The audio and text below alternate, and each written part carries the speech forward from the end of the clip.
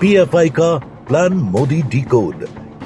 UP में महिलाओं को किया तंग, जेल में सड़ोगे सारा जीवन। मिशन हिमाचल पर पीएम मोदी। बिहार में मिशन 36 पर शाह। आप देख रहे हैं भारत 24। मैं हूं सचिन। 15 राज्य 113 जगहों पर छापा, 106 की गिरफ्तारी और खुल गई पीएफआई की गजवाए हिंद साजिश की पोल। 2047 तक भारत को मुस्लिम राष्ट्र बनाने के लिए पीएफआई ने बड़ी साजिश रची थी, लेकिन खून बहाने को भी पीएफआई के जिहादी तैयार थे। छापेमारी में पीएम मोदी और उनकी रैली पर भी हमले की साजिश का खुलासा हुआ। इस खुलासे के बाद सुरक्षा एजेंसियां सतर्क हो गई।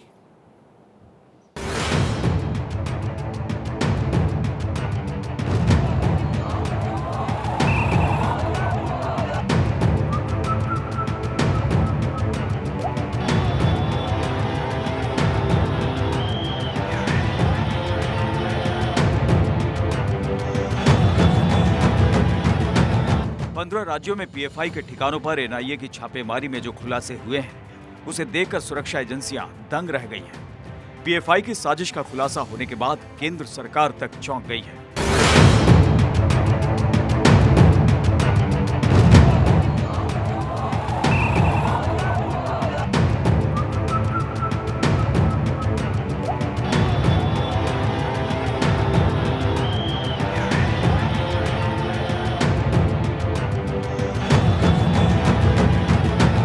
एनआईए ने पीएफआई के देश तोड़ने की साजिश को नाकाम कर दिया है। एनआईए ने पीएफआई के मिशन 2047 को असफल कर दिया है। सुरक्षा एजेंसियों ने पीएफआई के मिशन गजवाए हिंद की कमर तोड़ दी है।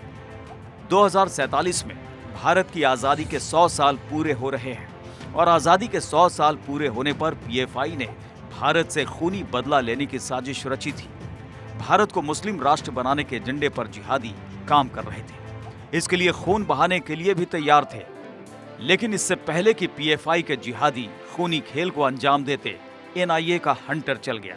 एनआईए की टेरर फंडिंग मामले में हुई कार्रवाई में 14 राज्यों में 106 लोगों की गिरफ्तारी में बेहद चौंकाने वाले खुलासे और अहम सबूत जांच एजेंसियों के हाथ लगे हैं। हम आपको बता दें कि इस छापेमारी में न केवल 106 लोगों की गिरफ्तारी बल्कि मिशन 2047 का भी खुलासा हुआ है। और इस मिशन के तहत पीएफआई का एक बड़ा एजेंडा यह था कि किस तरह से भारत को इस्लामिक राष्ट्र बनाया जाए।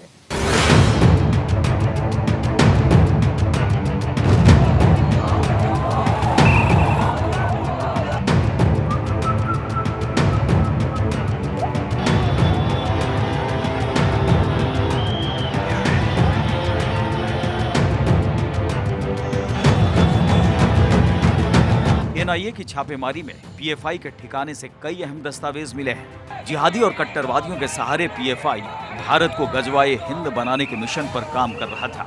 एनआईए के छापे में विदेशों से पीएफआई को 120 करोड़ रुपए का फंड मिलने का खुलासा हुआ है और इसका इस्तेमाल भारत को गजवाए हिंद बनाने में किया जाना था।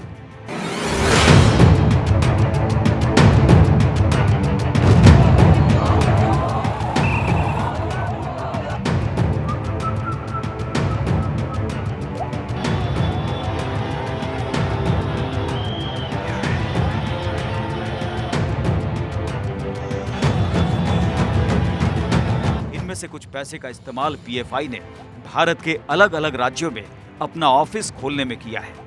सूत्रों के मुताबिक कुछ पैसे का इस्तेमाल हिंदू विरोधी सोच रखने वाले कट्टरपंथी जिहादियों को पीएफआई में शामिल करने और नेटवर्क बनाने में भी किया गया है।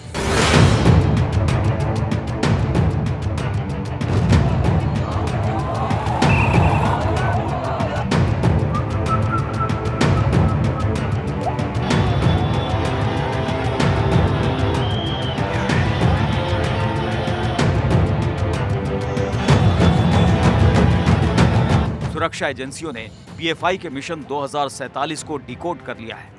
2047 तक भारत को मुस्लिम राष्ट्र बनाने के लिए पूरे देश में दंगे कराने की साजिश थी। मुस्लिमों को भड़काकर, उन्हें बरगलाकर हिंदुओं के खिलाफ दंगा कराने की साजिश की भी तैयारी थी। पीएफआई का जन्म भारत में बैन आतंकी संगठन सिम्मी से हुआ। ये संगठन फिलहाल केरल में ज्यादा सक्रिय है। इसका मकसद मजहबी और आतंकी घटनाओं को बढ़ावा देना है और लगातार 23 राज्यों में अपनी बढ़त बनाए हुए हैं और अंदर ही अंदर भारत को अशांत करने की कोशिश कर रहा है।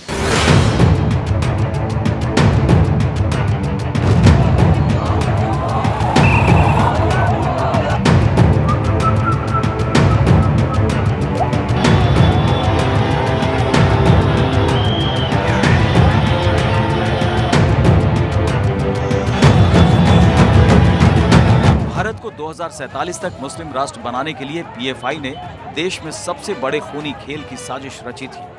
हिंदुओं को डराने के लिए प्रधानमंत्री नरेंद्र मोदी की रैली पर पीएफआई की हमले की साजिश थी।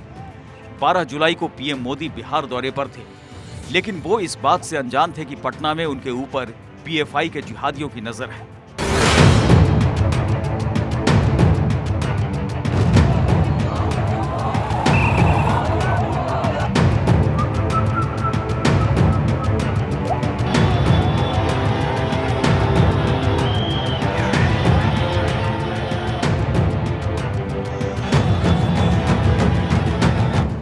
जुलाई को पीएफआई से जुड़े आतंकियों ने पीएम मोदी की रैली में खूनी खेल करने की साजिश रची थी, लेकिन उससे पहले ही बिहार पुलिस ने पटना के फुलवारी शरीफ साजिश का भंडाफोड़ कर दिया और पीएफआई से जुड़े आतंकी पुलिस के हत्थे चढ़ गए।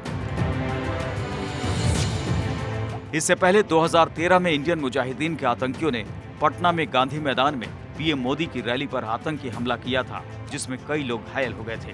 दिल्ली के पीएफआई दफ्तर में छापेमारी के दौरान मिली अहम पर्चियां, इन पर्चियों में दानकर्ताओं का अता और पता पूरा ही नहीं था।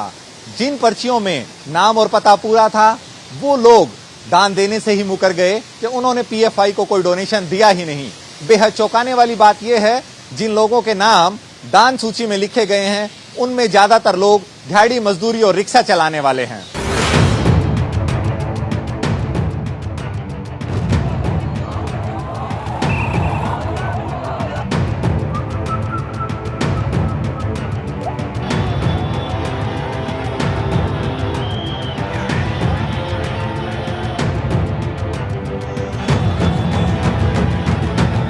देश भर में कराटे ट्रेनिंग की आड़ में पीएफआई अपनी जड़ें जमाने में जुटा था, लेकिन उसके मंसूबे बेहद खतरनाक थे। कराटे की ट्रेनिंग की आड़ में युवाओं को भड़काना, दंगे कराना और उन्हें आतंक की आग में झोंकने का मिशन पीएफआई चला रहा था। ये भी सामने आया है कि इनके निशाने पर अनेक हमारे राष्ट्रीय स्वयंसेवक संघ के अधिकारीगण और भारतीय जनता पार्टी के भी कई नेतागण इनके निशाने पर थे और कुछ विदेशी ताकतें ऐसी हैं जो भारत को इस्लामिक राष्ट्र बनाना चाहती है और विदेशों से इसमें फंडिंग हो रही है।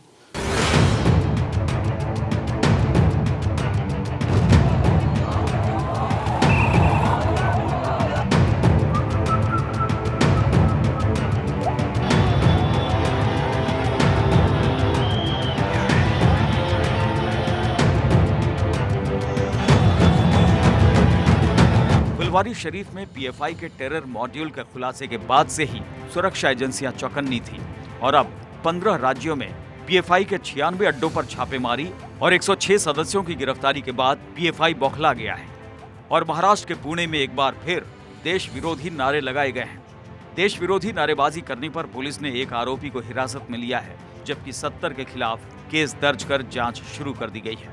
देखिए, महाराष्ट्र में और भारत में अगर कोई नापाक इरादों से पाकिस्तान जिंदाबाद के नारे दे रहा होगा तो ऐसे किसी भी व्यक्ति को हम छोड़ेंगे नहीं, उसके ऊपर कार्रवाई होगी।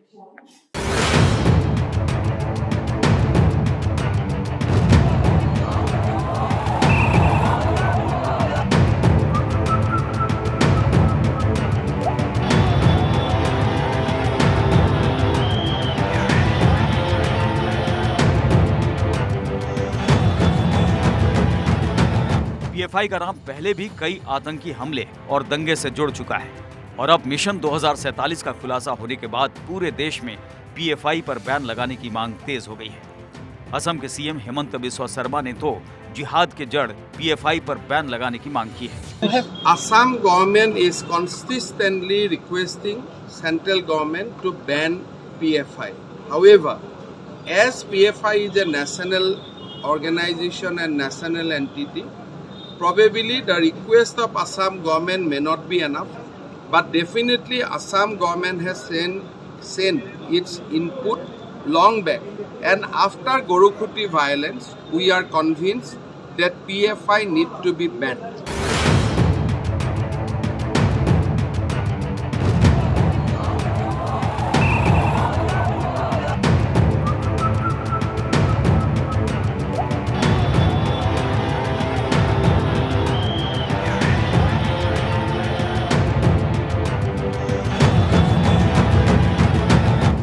मुस्लिम युवाओं को गजवाए हिंद के लिए उकसाने के लिए पीएफआई सोशल मीडिया पर भी एक्टिव था। चाहे कानपुर दंगा हो या फिर सर तन से जुदा करने की धमकी या फिर कर्नाटक के स्कूल में हिजाब विवाद को हवा देना, इन सब मामलों में पीएफआई के जिहादियों का नाम सामने आ चुका है।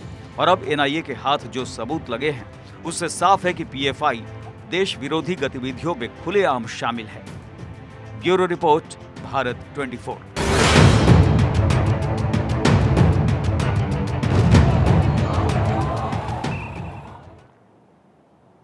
तो यूपी में ना तो अब दंगाई बचेंगे, ना ही बहन बेटियों की इज्जत पर हाथ डालने वाले। यूपी विधानसभा में एक ऐसा कानून पास हुआ है जिसके लागू होते ही दंगाई यूपी छोड़कर भागने को मजबूर हो जाएंगे, तो बलात्कारी जेल के बाहर मौज नहीं कर पाएंगे बल्कि जेल में सड़ेंगे।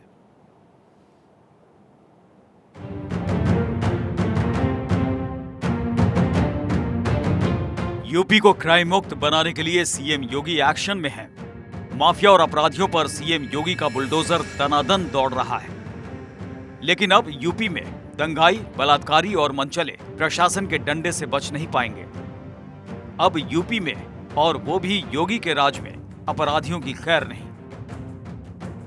अब महिलाओं के खिलाफ संगीन जुर्म करने वाले शातिर अपराधी बच नहीं पाएंगे, क्योंकि सीएम योगी ने विधानसभा में एक ऐसा विधायक पारित करवाया है जो महिलाओं के खिलाफ जुर्म करने वाले अपराधियों की सनक को ठंडा कर देगा।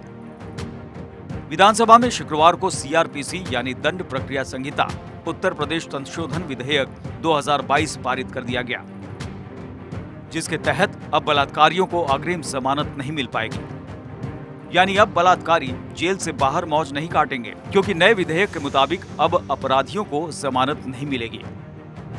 योगी राज में बलवाइयों, दंगाइयों और बलात्कारियों पर नकेल और भी ज्यादा कस जाएगी। दरअसल उत्तर प्रदेश सरकार ने सीआरपीसी में संशोधन और लोक संपत्ति क्षति संशोधन अधिनियम ला करके कई सारे बड़े बदलाव किए हैं, और इन बदलावों के बाद न सिर्फ उत्तर प्रदेश में दंगाइयों, बलवाइयों के खिलाफ सख्त कानूनी प्रावधान लागू होंगे, वहीं बलात्कार के मामले में आरोपियों को अग्रिम जमानत नहीं मिल सकेगी। इस संशोधन विधेयक में सीआरपीसी की धारा 438 में बदलाव के साथ ही पॉक्सो एक्ट और 376, 376A, 376AB, 376B, 376C, 376D, 376DA, 376DB और 386E की धाराओं में आरोपी को अग्रिम जमानत नहीं देने का प्रावधान किया गया है। बच्चियों, महिलाओं के साथ यौन अपराध करने वालों को सबूत नष्ट करने से रोकने और गवाहों को प्रताड़ित या फिर डराने धमकाने से रोकने में ये विधेयक मास्टर स्ट्रोक साबित होगा। अब यूपी में बुलडोजर और तेजी से दौड़ेगा। बदमाश और दंगाइयों पर बाबा का हंटर अब पहले से ज्यादा तेजी से चलेगा, क्योंकि नुकसान की भरपाई के लिए उत्तर प्रदेश लोक और निजी संपत्ति क्षति वसूली संशोधन विधेयक 2022 भी यूपी विधानसभा से पारित किया जा चुका है। अब दंगाइयों से ही नुकसान की भरपाई की जाएगी। दंगाइयों पर 5 लाख रुपए का जुर्माना भी लगाया जाएगा। साफ है, अब अगर हड़ताल के नाम पर उपद्रव होता है, दंगे के दौरान सार्वजनिक या फिर निजी संपत्ति को नुकसान पहुंचाया जाता है, तो नुकसान पहुंचाने वाले दंगाइयों से भी सरकार वसूली करेगी। Bureau report, Bharat 24। वहीं हिमाचल में इसी साल नवंबर में विधानसभा चुनाव होने हैं और चुनाव की तारीखों के ऐलान से पहले ही पीएम मोदी ने चुनावी शंखनाद कर दिया। खराब मौसम के कारण पीएम मोदी मंडी तो नहीं पहुंच पाए, लेकिन वर्चुअली रैली को संबोधित किया और कार्यकर्ताओं में जोश दिखा। देखने वाली बात यह रही है कि बारिश के बाद भी पीएम मोदी को सुनने के लिए हजारों की संख्या में लोग वहां मौजूद रहे। हिमाचल प्रदेश में पीएम मोदी ने चुनावी शंखनाद कर दिया है। बारिश के खलल के बावजूद पीएम मोदी ने हिमाचल प्रदेश में होने वाले विधानसभा चुनाव का बिगुल फूंक दिया है।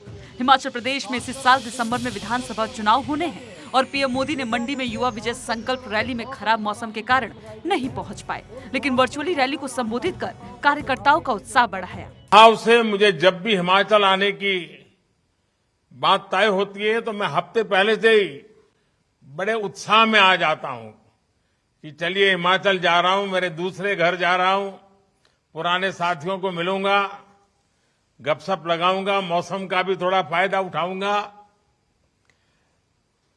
तो जैसा ये आपको न मिलने पाना, रूबरू आकर के आपके दर्शन न कर पाना, वो जितना मेरे लिए दुखद है, उतना ही मेरा हिमाचल न जाने का ये मौका छूट जा रहा, हिमाचल न पहुंच पाना मेरे मन में कसक रह जाती है। हिमाचल प्रदेश में विधानसभा की 68 सीटें हैं। हिमाचल प्रदेश की जनता ने लगातार किसी भी सरकार सत्ता की गद्दी सौंपी नहीं। ऐसे में हिमाचल प्रदेश विधानसभा चुनाव बीजेपी के लिए किसी चुनौती से कम नहीं है और यही कारण है कि पीएम मोदी अभी से ही हिमाचल चुनाव की तैयारियों में जुट गए हैं।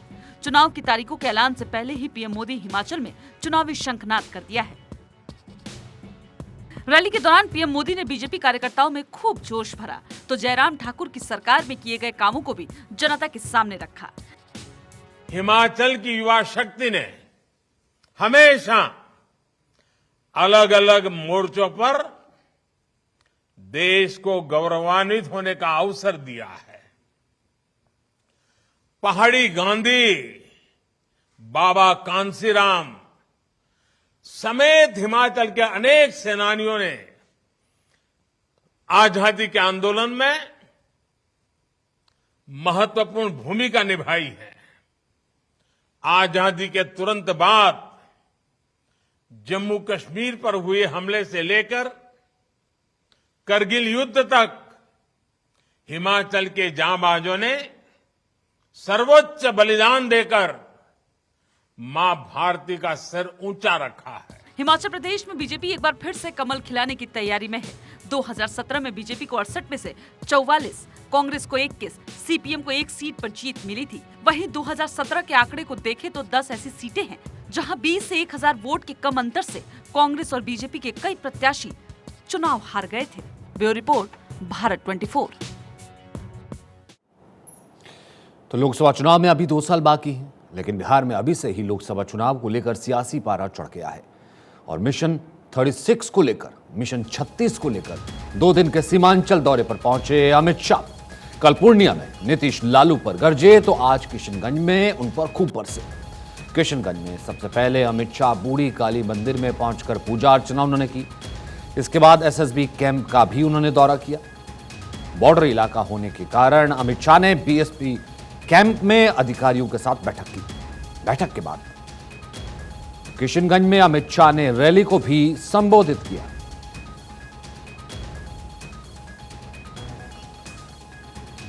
तो बूढ़ी काली मंदिर में दर्शन किए, काली मां के दर पर शाह पहुंचे। सीमांचल दौरे का आगाज 2024 के लिए अभी से कर दिया और ये शाह की शक्ति पूजा भी थी और मां की आरती में भी शामिल हुए।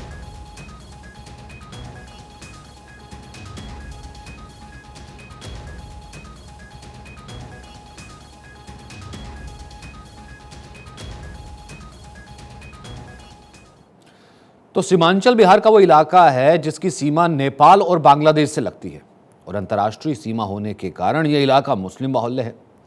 बिहार का सीमांचल इलाका पूर्वोत्तर के राज्यों से सटा है। सीमांचल 4 जिलों से मिलकर बनता है। इनमें पूर्णिया, अररिया, किशनगंज और कटिहार है और इन जिलों में मुस्लिम आबादी सबसे ज्यादा है। अररिया में 42.9%, कटिहार में 44.47%, पूर्णिया में 38.46% मुस्लिम है और किशनगंज में सबसे ज्यादा 67.98% मुस्लिम है। सवाल यह है कि अगर सीमांचल का इलाका मुस्लिम बाहुल्य है तो फिर शाह के इन इलाकों में रैली करने से बीजेपी को कितना फायदा होगा, तो इसके लिए आपको चुनावी समीकरण को समझना होगा। 2020 में हुए विधानसभा चुनाव के नतीजे बता रहे हैं कि मुस्लिम बाहुल्य इलाका होने के बाद भी बीजेपी का प्रदर्शन बेहतर था और अमित शाह इस इलाके में विरोधियों को चित करने में जुटे हुए।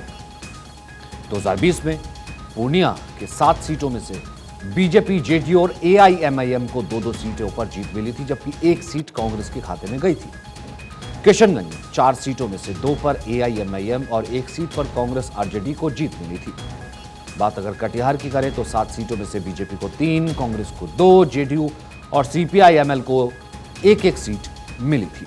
अररिया में 6 सीटों में से बीजेपी को 3 और जेडीयू, कांग्रेस और एआईएमआईएम को 1-1 सीट मिली थी। तो कुल मिलाकर के मुस्लिम बहुल्य सीट होने के बाद भी बीजेपी ने 2020 के विधानसभा चुनाव में सीमांचल में काफी अच्छा प्रदर्शन किया था और यही कारण है कि इस बार अमित शाह 2024 में इस वोट को भुनाने के लिए जुटे हैं।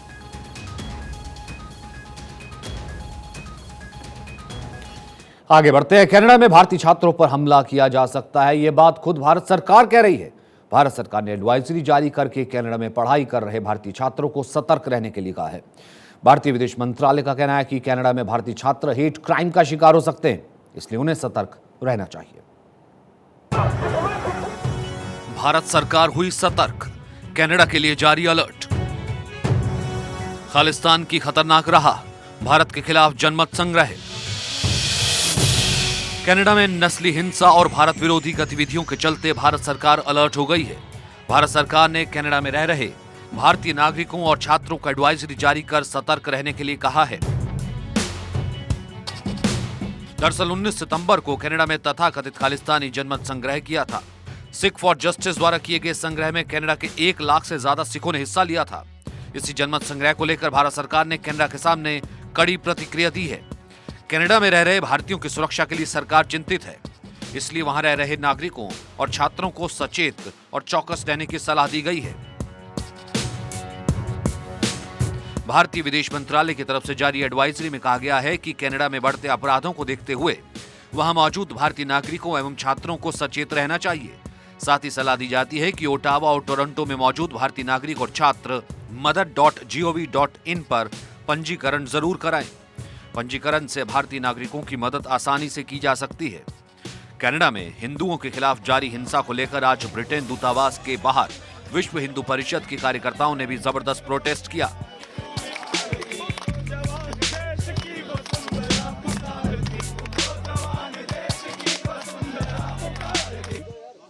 जो हिंदू मंदिरों पर, ध्वज पर, समाज पर आक्रमण हुआ है वह उचित नहीं है।